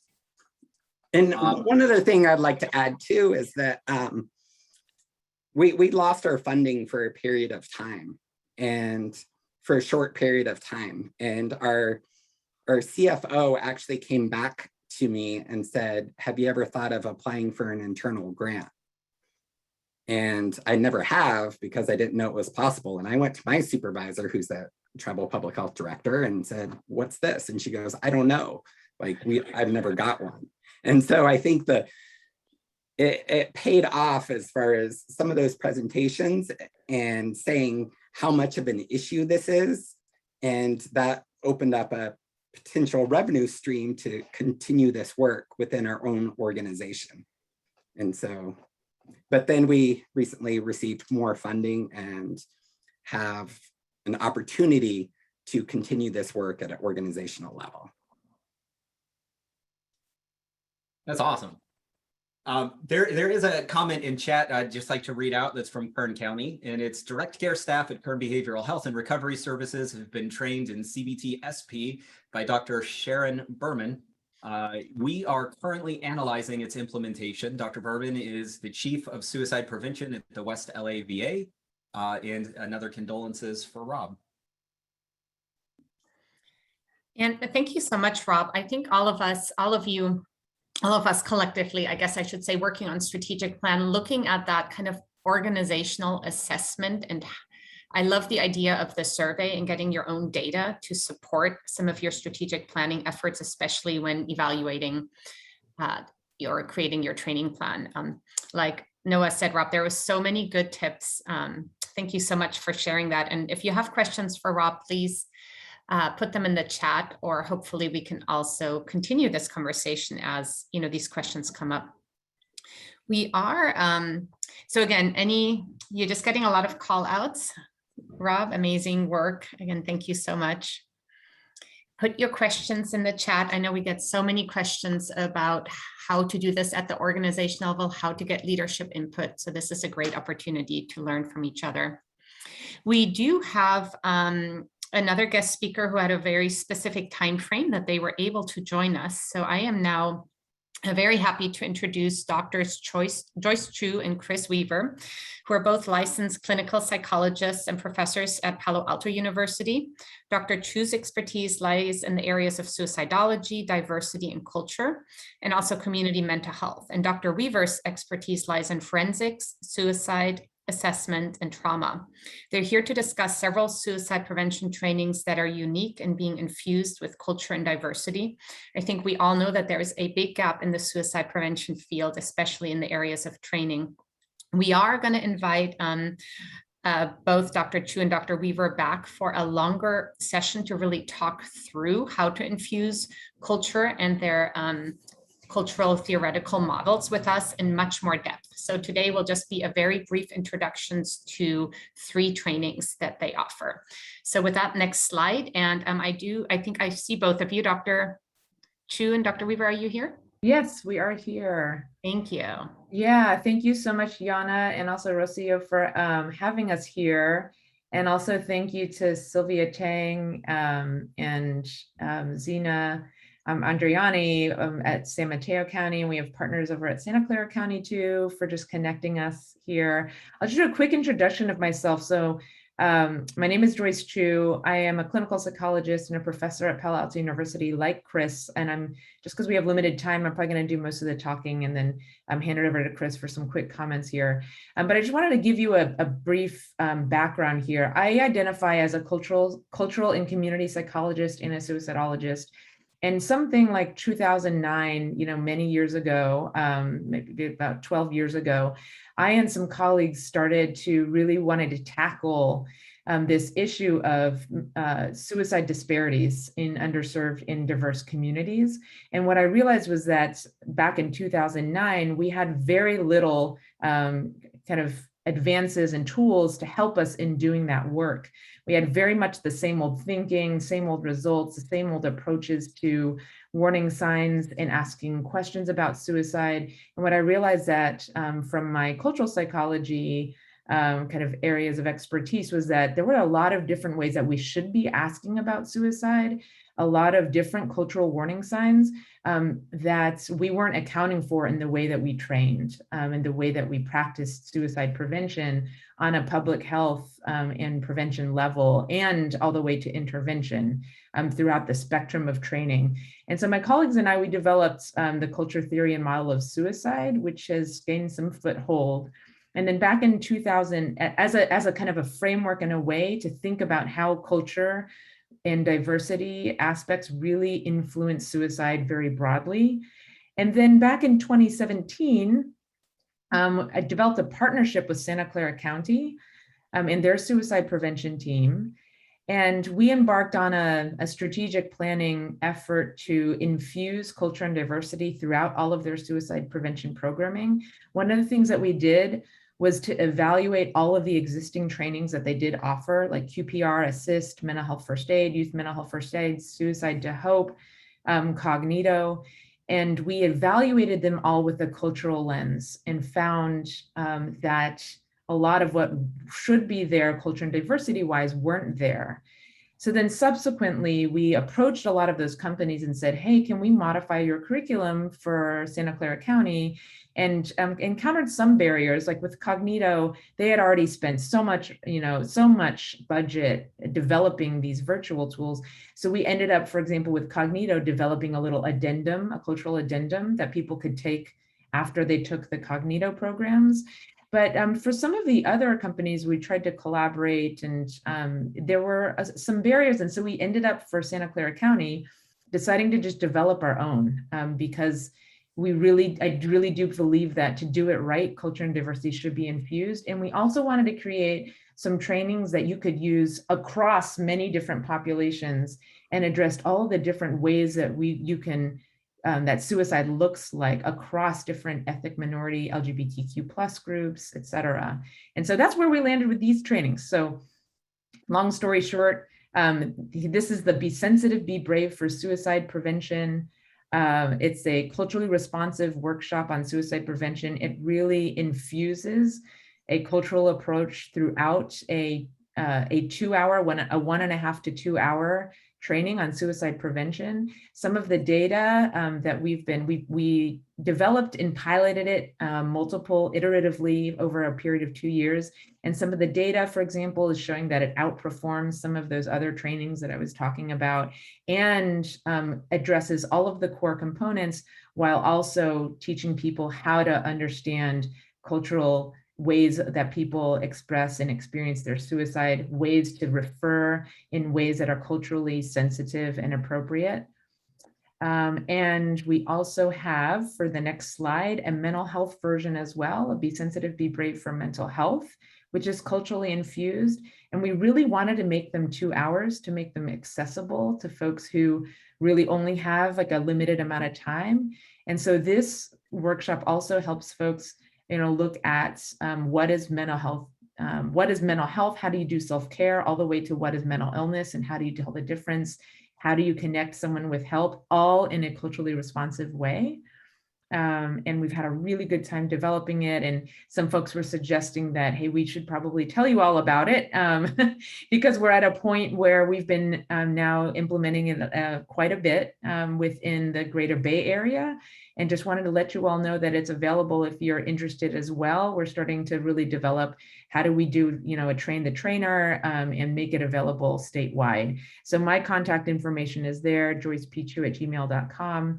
And then I partner with Chris Weaver, and we only have like probably 30 seconds left, because we wanted to extend. I just wanted this. to let you know there's no rush on our end. I just know that you had a time schedule. So. Oh, okay, great. Then I'll make sure to tell the whole thing then. Thanks, Yana. So these are developed for community members, consistent with being culturally responsive. We're trying to move away from the word gatekeeper because the transgender and gender non-binary community has a reaction to gatekeepers being professionals, mental health professionals being gatekeepers to their gender affirmation surgery and other processes. So these are community trainings for anybody, including parents, adults, teachers, staff. And then we also realized that when we were referring folks to the mental health system, that a lot of providers also were not infusing culture and diversity into the way that they were treating, assessing, and screening for suicide. And so we developed a companion training called Suicide 201 for providers that meets the 6-hour CE requirements of the state. So AB 89 and also the requirement for master's therapists as well through the Board of Behavioral Sciences. And so this training also infuses culture and diversity in that cultural model throughout.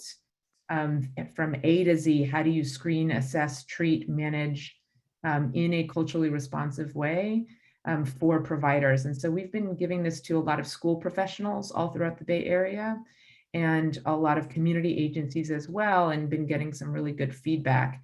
And I've partnered, Chris and I are partners, Chris Weaver, he's a forensic psychologist and has a specialty with legal issues, with crisis response.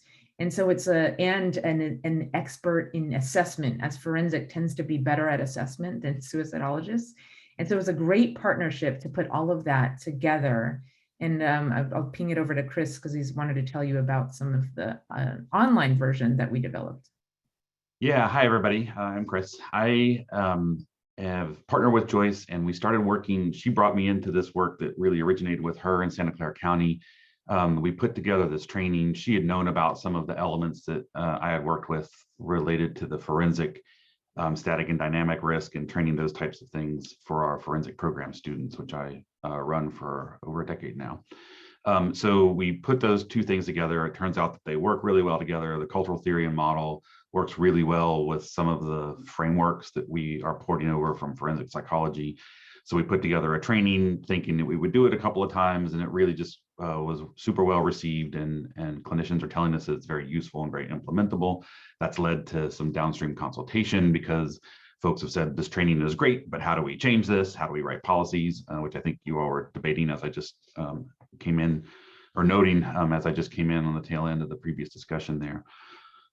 So one of our challenges has been just meeting demand. I come from a rural background, so I'm always interested in how can these things permeate out to rural populations or clinicians serving rural populations and things like that. So we've put an online version up, and you can check that out. I'll put links over here in the chat to all this out there. We've set it up to where everybody can come and check out the first module, but I'll post a link for anybody in this group who wants to check it out for free. You can open up the whole thing with this code that I'll paste in there. I'll paste Joyce's email too.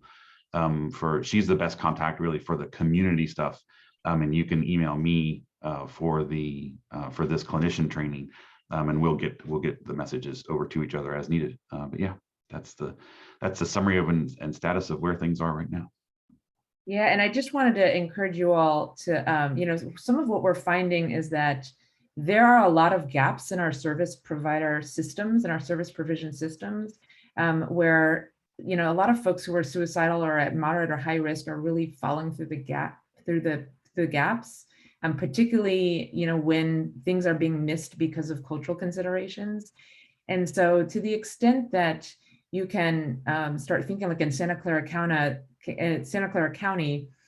really started to think downstream as well, and including downstream prevention into their prevention overall efforts, realizing that, you know, we're getting folks to the system and then the system doesn't quite know what to do. And so to the extent that, you know, we can have providers that are better prepared, and because there are a lot of gaps in the way that providers, speaking as a mental health provider myself, there are a lot of gaps in the ways that we were trained. And so that's what we're trying to really just shore up here with this particular training.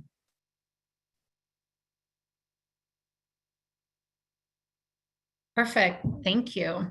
And we will send all of this out with our follow-up email as well. And we will include this in our training catalog. And again, we're going to go into a lot more depth because we love that idea of infusing it throughout the strategic planning and all of programs, not just training. So just the starting point of a conversation. I'm just going to look into our notes. I think Rob, let me find it again. Rob mentioned that some tribal communities have renamed gatekeeper training to be called caretaker trainings. So yeah, I love that. That's so great. Yeah, we've been calling them community helpers. I love caretaker as well. And I also see, Yana, you had asked, yes, I put that so I wouldn't forget. Go ahead. Yeah, how can other counties access the Cognito cultural addendum? I'm totally happy to send that out. It's a 2-pager. We tried to make it really short, and we were thrilled when some people said, hey, we're actually reading it. We're like, oh, wow. So yeah, we're happy to, if anybody wants to contact us, I think Chris put our contact info in the chat there. Contact, and I'm happy to send it over. I'll probably just check with Santa Clara County first to make sure that's okay. Okay, well, perfect.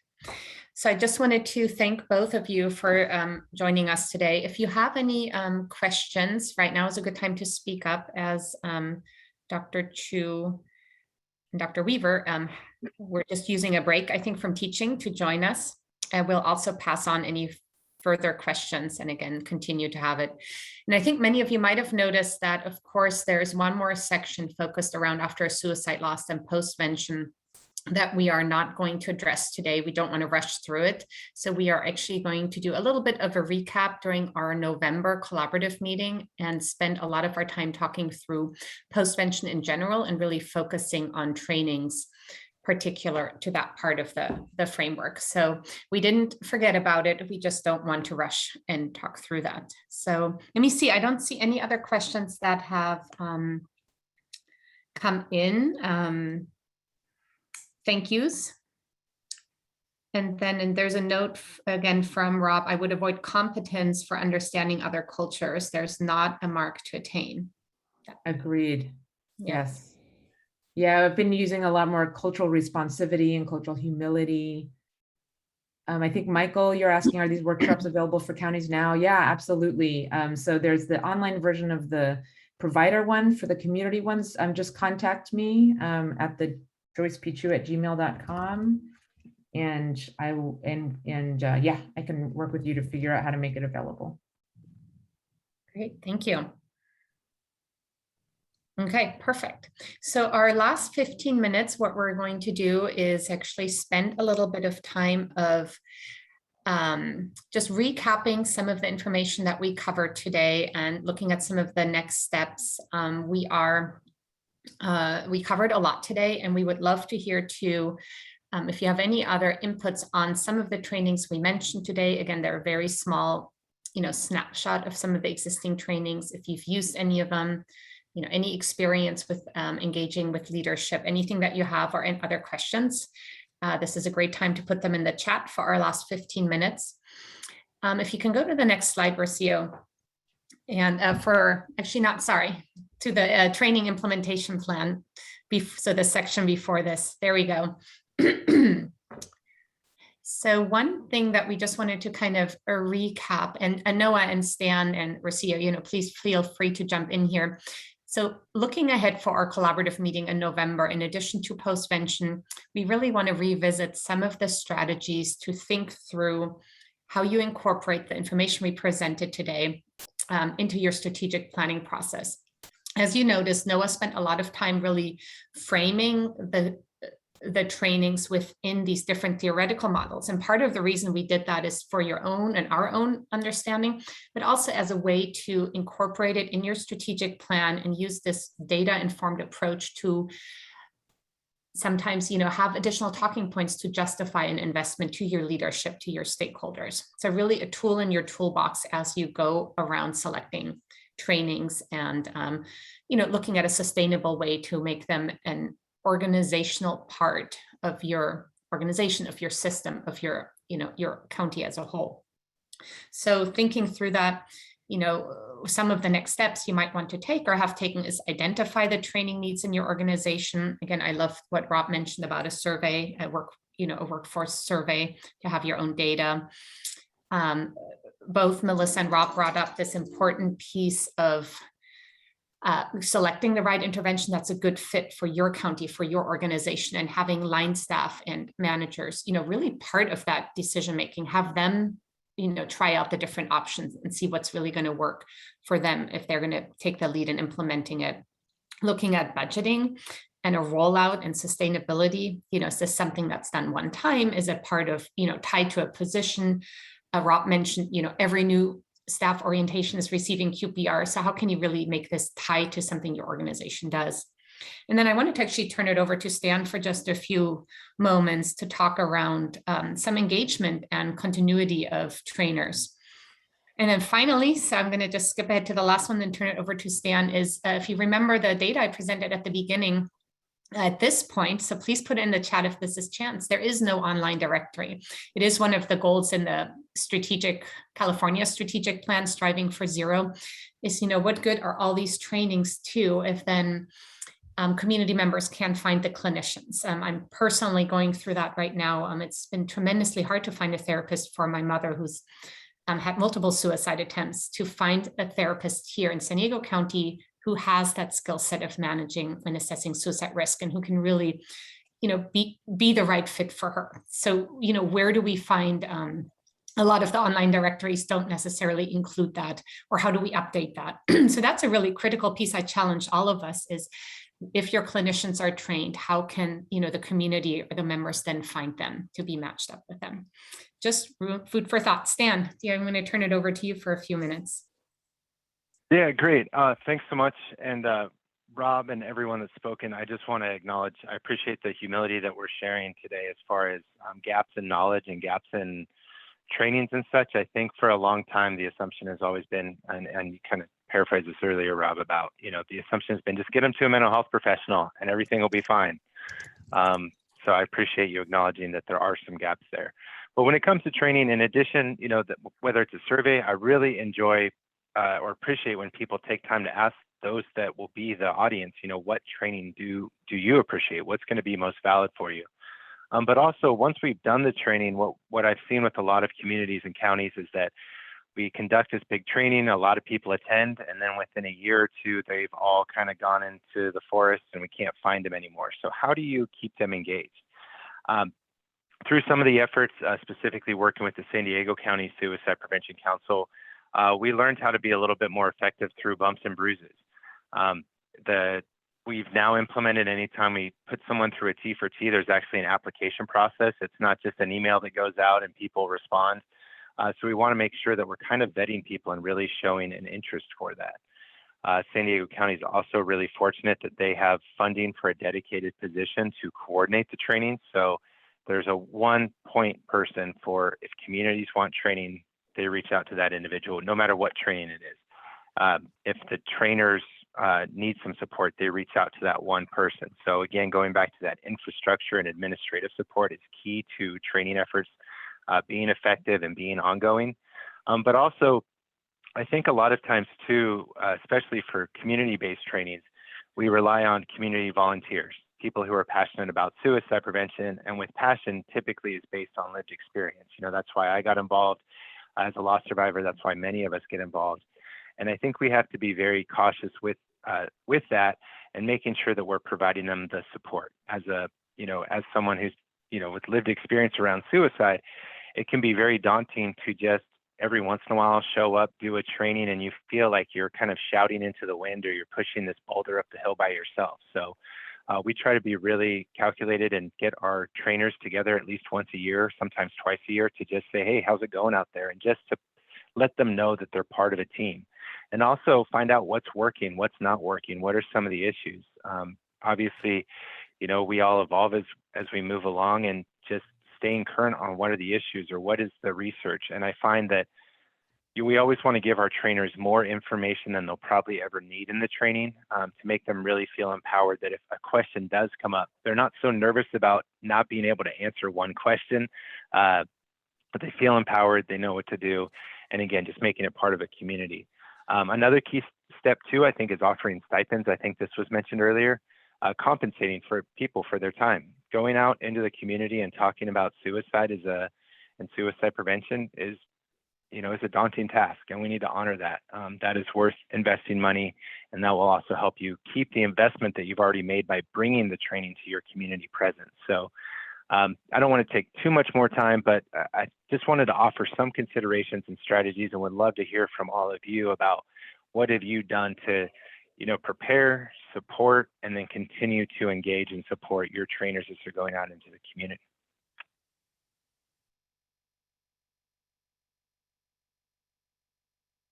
So back to you, Yana, or I can keep going. I'll go. I'd like to share Stanislaus's experience, and they did the El Rotafolio training, and they had their 2 staff members be trained, and then they had their promotoras or community health workers partner with them. So there's always 2 people doing the presentation, and they meet regularly. It's part of a cycle that they do, so they're always engaged, and I think that's so important. Oftentimes, external organizations come in, do a training, and then they leave, and there's no, you have to pay for additional technical assistance, or there's no one within the staff that can provide assistance. And the Stanislaus model has really been effective because they've really integrated the community health workers with their staff at the county office. And I think that's a really good way of making sure that people continue to be engaged and don't drop off, and just keep that momentum and not feel alone, because doing this work is exactly that. It can be very isolating. I always recommend doing it in pairs. I know that's a financial issue. Sometimes everybody can't always go to a training, 2 people can't always attend, but it's just really good to have a backup. So I just wanted to add that Stanislaus has done an amazing job with their providing that support for their trainers. Thank you, Rocio. Does anybody else have any examples like that, or again, additional questions? One thing I'll touch upon briefly, which goes to kind of, I think, some of Rob's statements around like leadership changes and things like that, and really pulls from the experience in Fresno County, in which their leadership like really showed up. Their behavioral health director was there. Their public health director was there. Their county chief administrative officer of Fresno County was there at meetings. And just having them present in the room, they're such powerful political leaders, it motivated other people to get engaged and other organizations to show up. So one potential strategy you can have around your suicide prevention efforts overall, or more focused in training, is just simply some of your leaders to show up. They don't have to do anything other than be present, and their influence will affect change.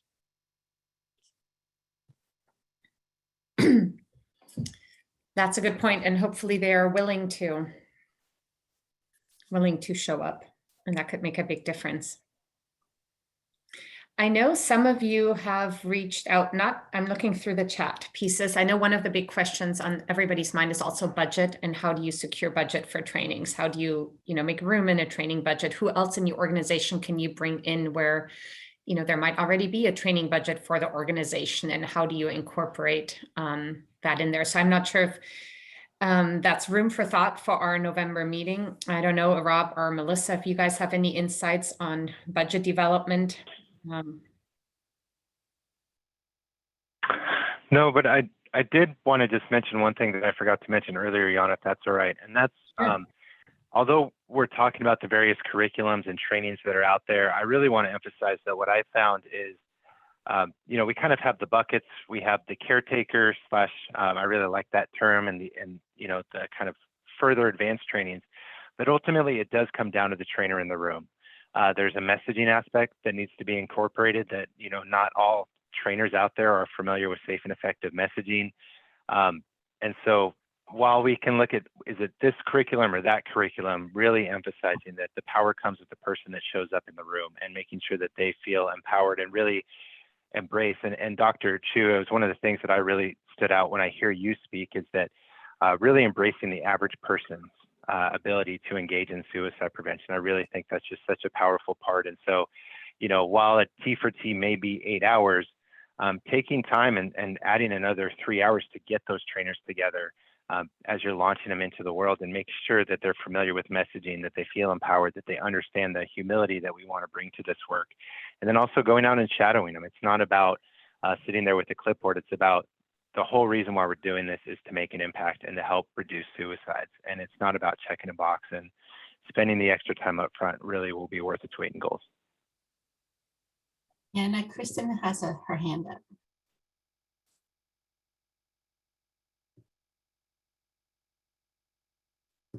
Kristen, did you want to?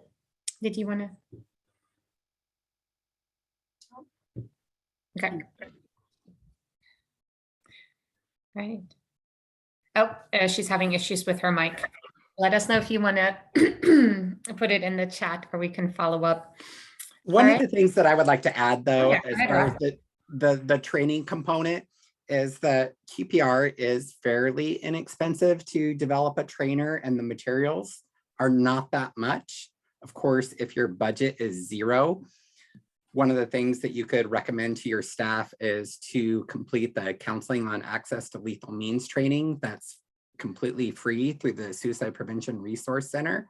So that would be one way that you could try to get some training within your organization. And although we do provide QPR at new employee orientation, we want to reinforce all of this learning. And so during Suicide Prevention Month, we did provide small incentives for our staff members within the organization who completed the CALM training as well. So just trying to make sure that more of that training is happening and it's not long forgotten. So thank you. All right, well, I am going to wrap us up. See if you could go to the next slide of that. So just a reminder, our next collaborative meeting is on November 17th from 10 to noon. And we are going to recap some of the key points from today and really focus on the postvention aspect of a strategic approach to planning and postvention a little bit in general. It's always a meeting where we like to highlight a lot of collaborative learning. So if you have any questions, just email them to us ahead of time or bring them up, or be prepared to bring them up during the meeting. Just a reminder that we do have this new Learning Collaborative resource page. We will be sending out the link as soon as it is live, and you will find the recording and slides from today's meetings there, and also the training catalog once that is created.